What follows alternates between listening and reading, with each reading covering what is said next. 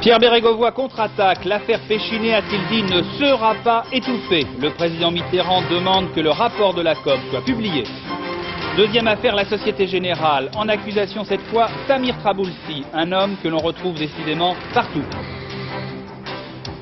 Mauvais chiffre en décembre pour l'économie française. Le chômage en hausse et un déficit de 4 milliards pour le commerce extérieur. La Roumanie sous la botte de Ceausescu. 71 ans ce jeudi.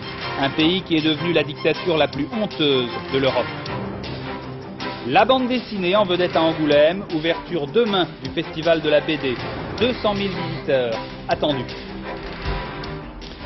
Bonsoir. Chaque jour, il y a du nouveau sur les affaires qui empoisonnent la vie politique et économique. Aujourd'hui, vous allez le voir, le menu est particulièrement copieux. En bref, le président de la République demande ce soir que le rapport de la COB soit rendu public. Le ministre de l'économie s'est expliqué ce matin et il contre-attaque. L'affaire de la Société Générale ressurgit avec une mise en cause par l'Express de Samir Traboulsi. Tiens, il est décidément partout celui-là. Vous me suivez toujours? Alors reprenons dans l'ordre. Ce matin, Pierre Bérégovoy, très offensif, était entendu par la Commission des finances de l'Assemblée. Une première car les journalistes étaient présents. Pas question, a dit le ministre, d'étouffer l'affaire. Une enquête judiciaire aura lieu quoi qu'il arrive. Claire Chazal, Olivier Lerner. Un ministre sur la sellette, une centaine de journalistes, une forêt de caméras. Le grand oral de Pierre Bérégovoy devant la commission des finances de l'Assemblée était pour la première fois public. 2h30 d'audition au cours desquelles le ministre a voulu d'emblée mettre les affaires sur la table avec un premier engagement ferme, rendre public le rapport de la COP sur Péchinet et saisir en tout état de cause la justice. Toute la vérité doit être connue. Il n'y aura pas d'étouffement de ce dossier. Et je considère que cette affaire d'achat d'actions, dans des conditions qui posent problème et qui peuvent en effet supposer que ceux qui ont acheté à l'étranger ou en France disposaient d'informations, cette affaire ne sera pas étouffée. Et Pierre Bérégovoy a pesé chacun de ces mots. En haussant le ton par moments, le ministre des Finances n'a jamais oublié qu'il s'adressait à des parlementaires transformés pour l'occasion en commissaires. L'un s'est fait l'avocat du diable, un autre a tout simplement livré le fond de sa pensée. S'agissant de la démission de M. Boublil, à votre place, M. Bérégovoy, moi j'aurais porté plainte pour la diffamation d'un de mes collaborateurs, comme la loi de 1880 sur la presse m'en donne le pouvoir et à mon sens aussi le devoir. Je suis un homme de devoir. Et je vous regarde les yeux dans les yeux. Bien. Ouais. Mais tous les parlementaires avaient en main les révélations de l'Express sur la Société Générale. Pierre Bérégovoy ne pouvait se dérober. Il a ainsi promis ce que beaucoup attendaient. La COB, a-t-il affirmé, se saisira prochainement du dossier. Et effectivement, l'affaire de la Société Générale ressurgit. On se souvient que c'est Roger Fauroux, le ministre de l'Industrie, qui avait soulevé le lièvre. Cette fois, c'est l'Express qui relance. Samir Traboulsi, selon l'Express, aurait acheté puis revendu 500 000 actions de la Société Générale. Alors mettons tout cela au clair. Christophe Marté. 15 juin 1987, la Société Générale est mise en vente. Comme lors des autres privatisations du gouvernement de Jacques Chirac, Édouard Balladur décide la constitution d'un groupe d'actionnaires stables, le fameux noyau dur, pour protéger la société. Très vite, baristes et socialistes contestent la composition de ces noyaux durs et dénoncent l'État RPR. De retour rue de Rivoli, Pierre Bérégovoy est catégorique. Il faut casser ces noyaux durs. Et c'est d'une tentative de prise de contrôle de la Société Générale que naît toute la polémique actuelle. Artisan de ce dénoyautage, Georges Pébreau. À la tête de Marceau Investissement, il va racheter entre août et octobre 88 près de 10% des actions de la Société Générale, avec lui Gustave Leven, PDG de Perrier, Jean-Louis Descours, patron des chaussures André, François Dalle de L'Oréal, et l'appui massif d'un organisme public, la Caisse des dépôts.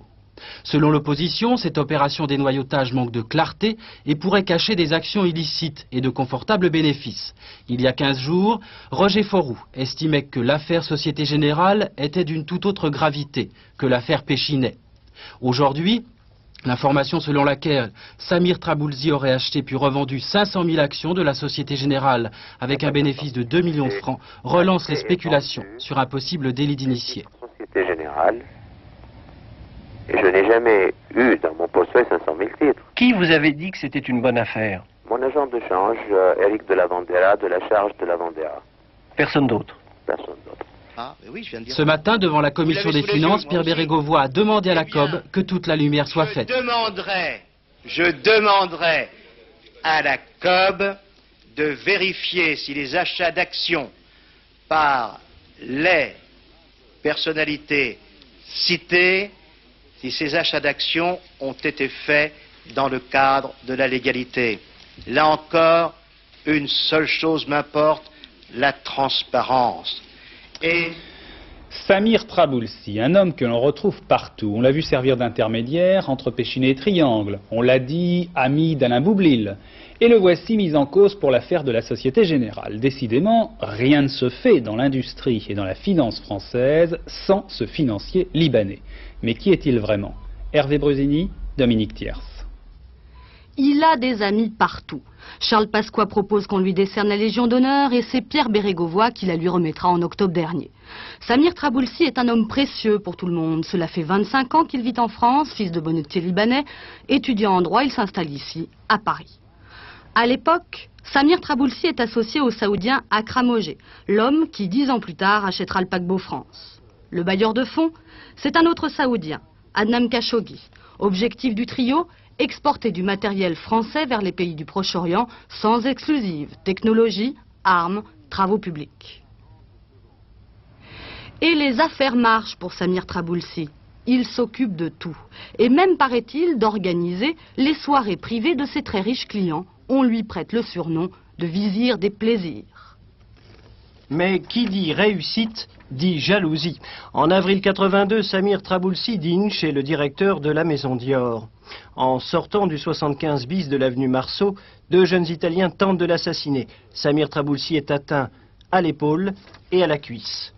Pour connaître le commanditaire de ce contrat, Samir Traboulsi fait appel à cet homme, Francesco Piacenza, un Italien proche de la CIA, impliqué dans le scandale politico-financier de la loge P2.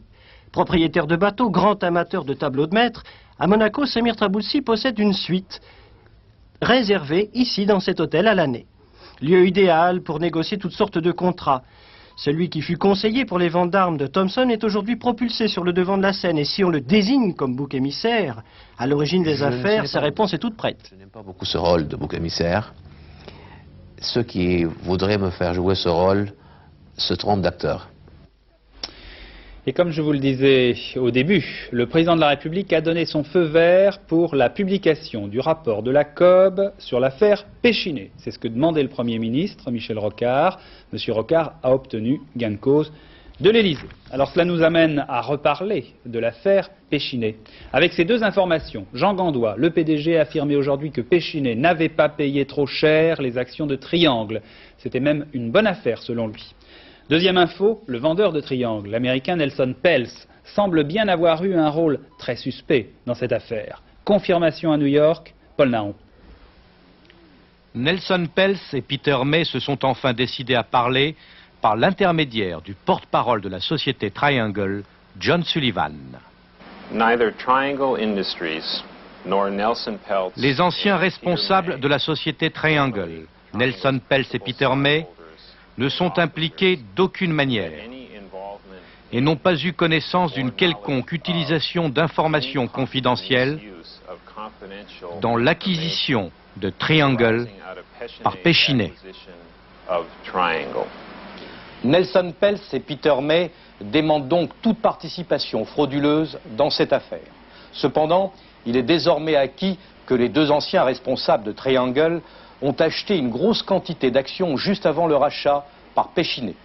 Ce matin, 2 spécialistes américains m'ont affirmé que ce genre de manœuvre était à la limite de la légalité et que la SEC, c'est-à-dire le gendarme de la bourse américaine, aurait beaucoup de mal à prouver leur culpabilité, tant ce genre d'opération était pratique courante dans le monde de la finance. Voilà, et enfin j'ajoute, car les rebondissements sont maintenant multiples chaque jour, que ce soir, Le Monde enfonce le clou sur Patrice Pelat. Une société suisse, Experta Treuhand, aurait acheté 20 000 actions Triangle en novembre dernier. Et selon Le Monde, cette société suisse aurait de multiples liens avec Roger Patrice Pelat, l'ami du président Mitterrand. Vous me suivez toujours? Eh bien c'est fini pour ce feuilleton quotidien. L'actualité politique maintenant, le ton monte à Marseille. Dimanche, vous le savez, c'est le deuxième tour de l'élection législative partielle. Face à face, Bernard Tapie et Guy Tessier. Tessier, c'est le tenant du titre, mais son élection avait été invalidée. Dimanche, le scrutin s'annonce très serré. Et c'est sans doute pourquoi, sur la Canebière, on s'échange maintenant des noms d'oiseaux. Roland Sicard, Daniel Lévy. Guy Tessier emploie les grands moyens. Autocars, escouade de colleurs d'affiches, porte à porte, le tout orchestré par des professionnels de la politique marseillaise. N'oubliez pas que vous êtes les ambassadeurs de Guy Tessier. En avant, Marseille! Guy Tessier qui ne perd son sourire que lorsqu'on lui parle de Bernard Tapie. Épaulé par Jean-Claude Gaudin, le candidat de l'opposition parle de fraude, veut poursuivre son adversaire en diffamation et résume sa pensée en termes choisis. Ce monsieur qui a une structure mentale douteuse, eh bien, amène le combat sur des terrains mouvants, et c'est assez triste et assez lamentable pour la démocratie. Ce type ne m'intéresse pas. Ce que je pense, c'est que, contrairement à l'image très flatteuse qu'il voudrait se donner d'un grand monsieur, eh bien, j'ai découvert que c'est un petit mec. Une campagne à la marseillaise dans laquelle Bernard Tapie se sent lui aussi à son aise. Le patron de l'OM joue les Pères Noël dans les cités populaires, parle comme son adversaire de tentatives de fraude et sait rendre coup pour coup. On n'assiste pas à un débat d'idées parce qu'il n'a pas d'idées. Donc j'essaie d'avancer des idées et il défait les poubelles des immeubles pour voir s'il n'y a pas des trucs dedans. Chacun fait en fonction de ses moyens et comme il a des petits moyens, il a des petites méthodes. Une empoignade qui laisse présager de ce que risque d'être une autre campagne, celle des municipales. Le duel Tapie-Tessier n'est peut-être qu'une répétition. La conquête de la mairie de Marseille s'annonce des plus musclés. François Léotard, dans une interview au Monde, le président du Parti républicain préconise une liste UDF pour les élections européennes. Sens général du message de M. Léotard, il faut rééquilibrer la droite pour préparer une alternance de centre-droit. Dentistes, médecins, pharmaciens, avocats en colère, les professions libérales dans la rue, ils étaient plusieurs milliers cet après-midi à Paris, à l'appel de leur Union nationale. Il s'agissait de protester notamment contre les mesures prises par le gouvernement sur le déplafonnement des cotisations sociales. Ève Mété. Les pharmaciens avaient voulu le grand jeu. Un petit corbillard était de sortie, censé porter en terre une pharmacie moribonde. La baisse récente du taux de marge des pharmaciens est accusée de l'assassinat. Mais à leur côté, aujourd'hui, des médecins, architectes, avocats, notaires, tous protestent contre le déplafonnement des cotisations sociales qui, selon eux, menacent l'équilibre de leurs activités. C'est toujours sur nous qu'on prend de l'argent, c'est pas compliqué. On pense jamais à nous, mais c'est toujours sur nous quand on a besoin d'argent, on nous matraque. Nous ne sommes plus des catégories privilégiées du tout. Nous travaillons beaucoup plus que les autres et notre revenu commence à devenir totalement incertain. Sur le trottoir, certains passants ne se sentent pas du tout solidaires. Je dis non, ils n'ont pas le droit, ces types-là, de manifester. Parce que j'estime qu'ils sont à l'aise, ils sont bien assis. Hein. Par contre, pour les travailleurs chez Renault et compagnie, les ouvriers, oui, ont le droit. La manifestation s'est terminée dans le calme, devant le ministère des Finances. La colère de demain, ce sera celle des profs. Grève, manif ou simplement assemblée générale. Les enseignants du second degré mènent une action contre les projets du gouvernement sur l'éducation, les projets de Lionel Jospin. Malgré les discussions avec les pouvoirs publics et malgré aussi les promesses du ministre, eh bien, le malaise est de plus en plus profond dans le milieu enseignant. Voyez ce qui se passe au lycée Michelet de Vanves. Monique Atlan. Ici, au lycée Michelet de Vanves, le message de Lionel Jospin visiblement n'est pas passé. Et après la déception, c'est l'heure de la mobilisation des enseignants, tous syndicats confondus, en vue du mouvement d'action prévu jusqu'en mars. Tous sont unanimes pour dénoncer le peu d'attention accordée à la revalorisation, aux conditions de travail déplorables et à la surcharge des effectifs dans les classes. Si vous allez dans une salle de classe, vous voyez les profs qui d'année en année, on sent la charge de travail augmenter, quoi. On n'en finit plus de corriger les copies. Donc ça apaise sur... il y a une certaine morosité, quoi, si vous voulez. On en a un peu ras-le-bol, quoi. Nous voulons une réforme de l'enseignement. Mais qu'est-ce qu'on n'a? Rien. Alors réforme de l'enseignement, ça veut dire augmentation des salaires pour travailler dans de meilleures conditions et être motivé. Qu'est-ce qui nous motive? Rien. Vous savez ce qu'on nous demande? On nous demande de travailler plus pour gagner plus. Ça me paraît une évidence. Malgré les démentis répétés de Lionel Jospin, la rumeur concernant la revalorisation des enseignants au mérite s'amplifie et fait des ravages. Qu'est-ce que c'est que cette histoire du mérite? Et puis qui va juger de ce mérite? C'est un problème que je me pose. Les élèves, les parents d'élèves, les inspecteurs. Et qu'est-ce que le mérite d'un enseignant? Qu'est-ce qu'un enseignant plus méritant qu'un autre? Lionel Jospin a semble-t-il pris conscience de ce malaise puisqu'il a décidé d'informer chaque enseignant par une lettre personnelle dans laquelle il réexplique les grandes lignes de son projet. Deux chiffres au chapitre économique, ils ne sont pas très bons. Le chômage tout d'abord, en décembre il a augmenté de 1,4% en données corrigées des variations saisonnières. Après une baisse progressive depuis le mois d'août, il y a eu une flambée soudaine au dernier mois de 88, 35 000 chômeurs de plus en un seul mois. Au total, 2 543 000 demandeurs d'emploi. Deuxième chiffre, le commerce extérieur, là encore, c'est pas très bon. Gros déficit au même mois de décembre, plus de 4 milliards de francs en un seul mois. Au total, pour l'année 88, 33 milliards de déficit. Le problème du commerce extérieur pour la France n'est pas nouveau, mais en fait c'est toujours le même. Ce sont les petites entreprises qui sont en cause. Les grandes, elles ont pris bien sûr l'habitude d'exporter, mais les PME n'ont pas toujours ce réflexe, ce but. Maryse Manot et Pierre Le Petit l'ont constaté sur le terrain dans la Haute-Loire. Reportage. C'est ici, à Sainte-Sigolène, que l'on trouve la plus forte concentration de PMI en France. Pas moins de 50 entreprises pour 5000 habitants. Presque toutes transforment le plastique en sac, toutes font du bénéfice, mais rares sont celles qui exportent. À Sainte-Sigolène, le handicap primordial, je pense, a été le problème des langues étrangères.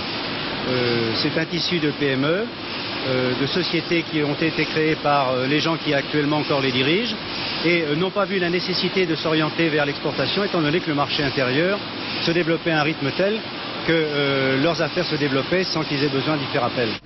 Paul Planchon, c'est l'exception. Il a embauché 3 personnes à plein temps pour s'occuper d'exportation. Mais il n'est pas sigolinois, il vient d'une multinationale. Ses collègues, eux, sont sortis du rang. Certains sont d'anciens ouvriers et pour eux, exporter n'est pas naturel. L'export ne fait pas peur, mais je crois qu'il faudrait quelqu'un. Il faudrait quelqu'un qui prenne sa valise et aille se promener dans ses produits, dans ces pays pour nous proposer tous les produits du plateau et de Sainte-Sigolène. C'est notre atavisme de Français, on est bien chez nous, on était bien dans l'Hexagone, et puis qu'on se développait, donc on n'avait pas besoin d'aller à l'export. Nous sommes une société familiale. Hein. Au village, les rares patrons qui ont pris leurs valises ont été poussés par la concurrence. C'est le cas dans le textile, pas dans le plastique. Cette fabrique d'écharpes a investi pendant 3 ans à l'export avant d'obtenir le premier résultat. Ce constat n'encourage pas les entreprises voisines qui manquent souvent de fonds propres. Ça coûte cher, ça coûte beaucoup d'argent. Il faut donc qu'il y ait en quelque sorte un apport financier exclusivement réservé à l'exportation. Une espèce de bourse, si vous voulez, je ne sais pas par quel moyen, peut-être un prêt sans intérêt pendant 3 ans, remboursable suivant certaines modalités. Si les entreprises plaident coupables pour leurs lacunes à l'exportation, elles s'accordent des circonstances atténuantes en raison de leurs faibles moyens financiers. Un argument entendu bien au-delà du plateau de Sainte-Sigolène. Cette nuit, en principe, nouveau tir d'une fusée Ariane, le 28e. Il s'agit de mettre un gros satellite de télécommunication en orbite pour Intelsat. Au même moment, succès commercial pour Ariane Espace. La société va signer un contrat pour fournir 50 fusées Ariane 4. Et oui, dans ce domaine, l'Europe reste très compétitive. Philippe Dumez. Avec 2 tirs parfaitement réussis en 88, la fusée Ariane 4, disponible en 6 versions suivant le poids des satellites à placer en orbite, sera, jusqu'à la fin du siècle, le fer de lance de l'Europe spatiale. La commande de 50 modèles Ariane 4 représente un marché proche de 18 milliards de francs, mais cela montre aussi une volonté commerciale très affirmée. Cette commande se place dans cette perspective de réduction des coûts de production. Nous cherchons près de 20% de coûts de production en moins pour faire face à une compétition internationale accrue. Nous avons une expérience commerciale dans ce domaine très particulier qui est aujourd'hui unique au monde. il nous appartient de la valoriser. Il faut 3 ans à 3 ans et demi pour construire une fusée Ariane 4 et cela occupe 7000 personnes. C'est donc un contrat très important pour les industriels.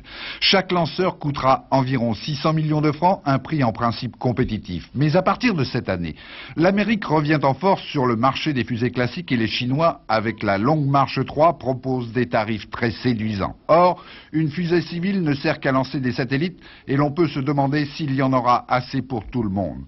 Ariane Espace espère malgré tout conserver 50% du marché. Ce ne sera pas facile.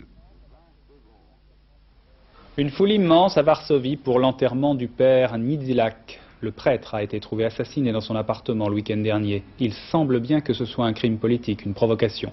Ce même jour à Varsovie, arrivée de Lech Walesa, qui doit commencer des négociations avec les autorités. Michel Monponté. Dans le cimetière Saint-Charles-Borromée à Varsovie, ils sont plus de 10 000 à être venus rendre un dernier hommage au père Stefan Niedzielak. Il y a 5 jours, ce curé de paroisse mourait assassiné chez lui à 74 ans. Tout autour de la fosse, les drapeaux rouges et blancs de solidarité. Sur le cercueil, une phrase: vous avez tué son corps, pas son esprit. C'est la même épitaphe qui est inscrite sur la tombe du père Popieluszko, tué il y a 4 ans par la police politique. Ici, tout le monde est persuadé que c'est cette même police politique qui aurait assassiné chez lui le père Niedzielak. Le but des tueurs aurait été d'empêcher la rencontre entre Lech Walesa et le général Jaruzelski. Si c'est ça, ils ont échoué. La table ronde entre le syndicat Solidarité et le pouvoir se prépare. Walesa est à Varsovie, mais le père Niedzielak n'est plus là aujourd'hui pour le voir. D'autres informations de l'actualité internationale, à commencer par l'évacuation de l'armée rouge d'Afghanistan. Elle se confirme pour mi-février, mais elle pose aussi des problèmes. Bruno Roger-Petit. Le retrait soviétique continue en Afghanistan. Retrait qui est loin de se dérouler en bon ordre. Selon des sources occidentales, harcelée par la résistance, l'armée soviéto-afghane aurait même procédé à des représailles sanglantes. Conséquence des combats, les habitants de Kaboul manquent d'essence, de pain et de sucre, et le ravitaillement organisé par les autorités soviétiques est insuffisant. Le gouvernement Rocard a tranché, seuls les pêcheurs de Saint-Pierre et Miquelon auront le droit d'exploiter les ressources de pêche de l'île. Le conflit qui les oppose aux pêcheurs de Saint-Malo n'est pas réglé pour autant. Le chalutier breton, la Grande Hermine, a appareillé de Boston à destination des zones de pêche de l'île. Et à Saint-Malo, des femmes de pêcheurs malouins ont annoncé leur intention d'entamer une grève de la faim. François Mitterrand a planté un arbre de la liberté pour célébrer le bicentenaire de l'accès à la citoyenneté française des Juifs de France. Prélude à de grandes manœuvres diplomatiques au Proche-Orient, François Mitterrand souhaite en effet rencontrer le Premier ministre israélien Yitzhak Shamir. Autant de gestes en direction de la communauté juive de France, alors que le président français rencontrera probablement Yasser Arafat à Paris dans les semaines à venir. La Roumanie, nous en parlons toute la journée de ce jeudi dans nos émissions d'information. Il faut dire que ce qui se passe là-bas en ce moment est terrible. Un pays oublié où s'exerce la dictature la plus extrême. La dictature, c'est lui, le président Ceausescu. Il fêtait aujourd'hui ses 71 ans, dont 24 passés à la tête du pays. Il est président, il est chef du parti, il contrôle tout et tous. Il est le maître absolu, c'est Ubu de l'autre côté du rideau de fer. Tout le monde commence à rejeter Ceausescu, même dans les pays socialistes. Mais apparemment, rien ne l'arrête. Il a déjà rasé la moitié du vieux quartier de Bucarest. Dans les campagnes, c'est la même chose. Il détruit les villages. Voici les témoignages recueillis par Philippe Rochaud auprès des réfugiés roumains.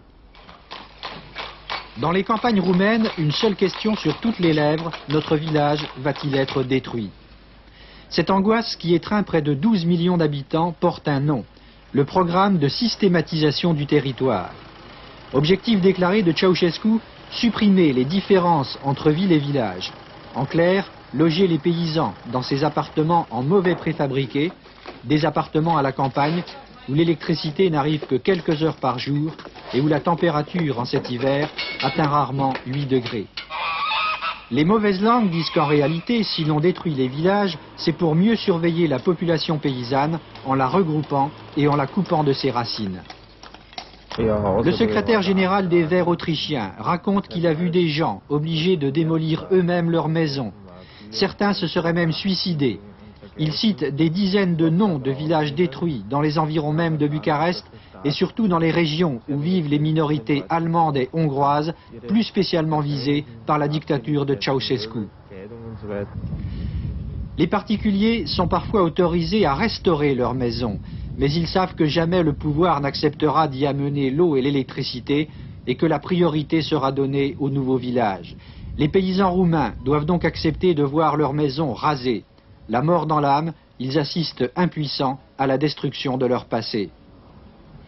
Et ce soir, le magazine Résistance à 22h20 sera justement consacré à la Roumanie. Roumanie, le désastre rouge. Exploit des Lancia au rallye de Monte-Carlo. Elles étaient favorites, mais elles ne se sont pas contentées de gagner. Elles ont fait le triplé. Premier, l'Italien Biazzone, devant 2 Français. Et le second, en effet, c'est Didier Auriol, l'étoile qui monte dans les rallyes internationaux. Thierry Blanco.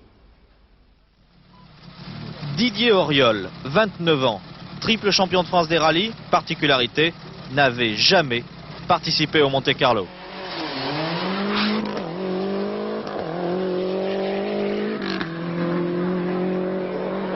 Je pense que pour moi, il est beaucoup plus important de faire un très beau rallye et même d'être deuxième à l'arrivée que de chercher impérativement une victoire dès cette première sortie avec la Lancia. La saison est encore longue. Fausse modestie, car avec un palmarès déjà éloquent, Auriol a été engagé cette année dans la meilleure écurie, Lancia. Ambitieux, il s'est donné 2 ans pour être champion du monde. Style généreux, il ne reste plus qu'à prouver. On donne à tout le monde le même matériel et les mêmes chances. Et ça sera au pilote de voir qui sera le meilleur en fin d'année, en espérant que ce soit un pilote de Lancia et pas quelqu'un d'autre. Ça, on voit mal comment il pourrait en être autrement. Pour Didier Auriol, en tout cas, 89 commence bien. Deuxième au Monte-Carlo, ça promet pour son premier championnat du monde. Le dé d'or de la haute couture a été attribué à Guy Laroche pour sa collection de printemps. C'est la récompense traditionnelle des collections. C'était aussi le final de cette semaine de collection parisienne, un événement pour la mode, un événement mondial, il faut le dire. Voici par exemple le coup d'œil d'une américaine qui a tout suivi avec une très grande attention. Enquête Marie-Josée Le Picard. Aux collections, le vice-président de Bloomingdale's vient en observateur. Cette saison, c'est 200 millions de francs que le grand magasin américain dépense pour des produits français. En haute couture, Chantal Rousseau cherche des idées. Les Américaines portent beaucoup de vêtements du soir, changent beaucoup leur garde-robe du soir. Donc, et dès qu'il y a prestige, c'est plutôt dans la garde-robe du soir que nous avons envie de trouver un modèle étonnant. Et la haute couture est par essence même étonnante. Et puis il y a les couleurs avec toute cette merveilleuse gamme des jaunes, des orangés, des rouges, qui est une gamme que l'on pourrait appeler la gamme de Gauguin. L'Amérique s'intéresse aussi aux jambes claires et aux talons plats de Chanel, accessoires qui déterminent de gros chiffres d'affaires. La haute couture confirme ce que nous savons déjà. Une tendance vers la féminité, des vêtements diaphanes, féminins, une ligne trapèze qui a été présentée au moment du prêt-à-porter en octobre dernier. La ligne trapèze de la croix est parfaitement proportionnée et ça c'est important pour nous de voir une présentation des proportions du bon trapèze. Tant d'applications parce que dans le monde entier, c'est l'image de la mode haute couture qui fait acheter aux femmes un bâton de rouge à lèvres. Quand l'actualité se dessine, c'est Angoulême pour le festival de la BD. La BD, c'est la bande dessinée, bien sûr. C'est donc le dessin d'actualité, mais aussi dessin de rêve.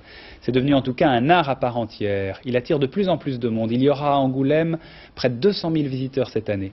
En vedette, les Espagnols et les Algériens pour 2 expositions. Pascal Deschamps, Michel Perrault. Reportage. Un cheval enlisé dans le sable d'une arène, le décor est planté pour évoquer 40 ans de bande dessinée sous le franquisme. Les historietas espagnols vantent les exploits des croisés et des conquistadors. Le métier paye mal, la censure est vigilante. À la mort de Franco, c'est l'explosion. Les dessinateurs découvrent alors avec délice la ligne claire belge ou l'underground américain. De là, ils se sont lancés à une création sans limite, pour ainsi dire, d'un côté ou d'un autre. De là, je pense, la richesse que l'on peut constater dans cette expo. Pas la peine de faire la grimace. La BD espagnole a ses stars connues dans le monde entier. Elle s'appelle Pelejeros, Torres ou Prado. Son dernier album, Chienne de vie, est une chronique féroce de la violence quotidienne.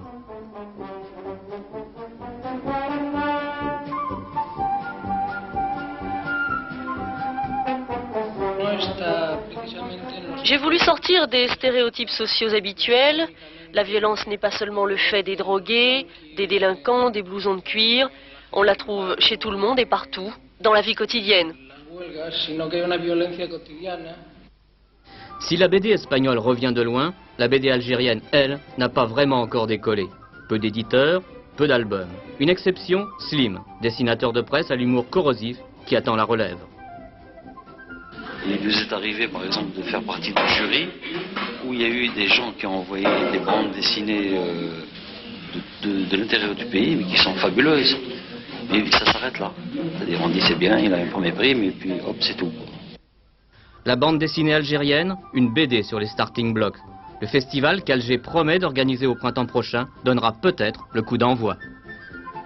Je n'oublie pas le tiercé Carté Plus, c'était à Vincennes si je me souviens bien. Voici l'ordre d'arrivée du tiercé, 10, 16 et 5. Je vous laisse lire les rapports. Pour le Carté, ça fait 10, 16, 5 et puis le 9. Voilà.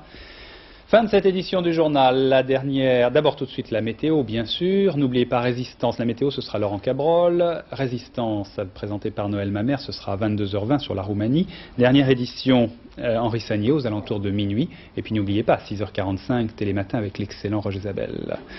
Bonne soirée sur Antenne 2, à demain soir 20h.